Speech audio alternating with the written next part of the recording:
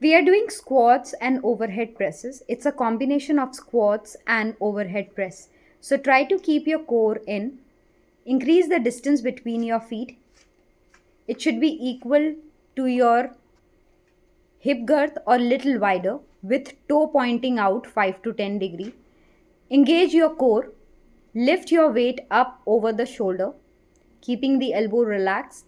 And now drive your core in and push your hip back like you are trying to sit on a chair. Go in squat, sit down, and then come up and push the weight up in the same line and bring it back. So when you are going in squat position, feel that you are giving pressure from your thighs, from your buttock, and then coming down.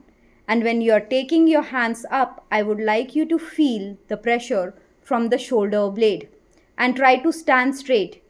You're still not engaging your buttock. Try to squeeze your buttock and stand straight.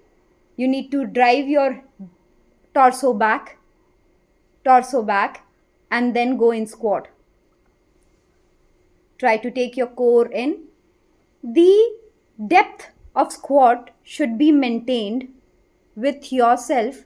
If you go beyond 90 and you're feeling any kind of lower back pressure, that means the depth is not according to your body limits for now.